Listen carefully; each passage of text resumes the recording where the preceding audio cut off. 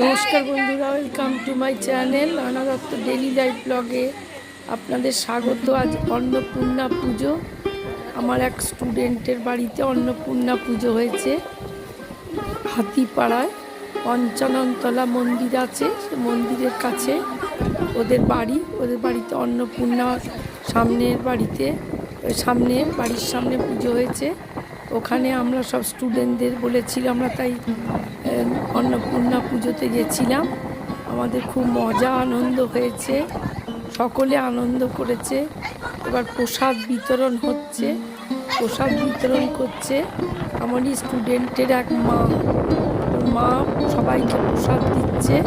খিচুড়ি, আলুর দম, ভোগ, সব ভাজা, সমস্ত প্রসাদ সবাইকে দিচ্ছে। আমরাও বসে বসে প্রসাদ খাচ্ছিলাম।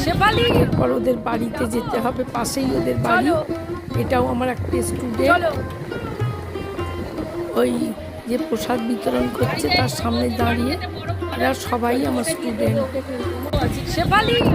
এই ভদ্রমহিলাও আমার এক স্টুডেন্ট, বয়স্ক।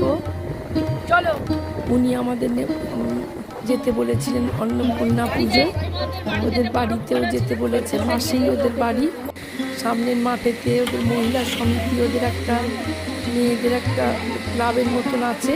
তারা সবাই উদ্যোক্তা অন্নপূর্ণা পুজো করেছে। আমরা 10-12 জন গেছিলাম পুজোতে।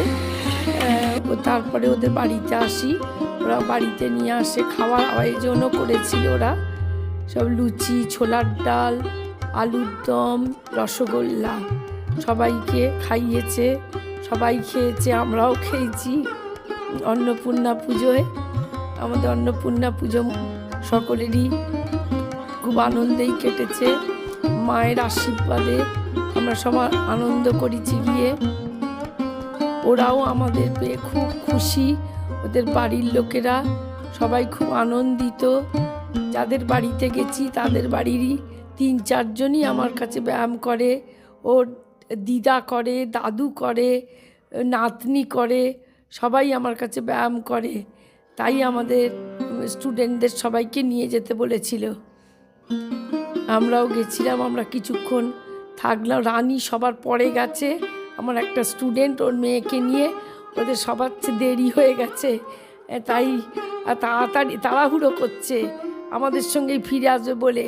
এটা আমার একটা নাতি, এটা আমার এক ভাইপো বউ, ও আমার কাছে ব্যায়াম করে। সবাই আমরা গেছিলাম স্টুডেন্টের বাড়িতে। সবাই মিলেই আমরা বসে প্যান্ডেলে বসে পুজো দেখে সব ভোগ প্রসাদ খেয়ে তারপরে আমরা রাত্রিবেলা বাড়ি ফিরেছি। মা অন্নপূর্ণা সবাই অন্ন প্রদান করেন। আজ এই পর্যন্ত, নমস্কার।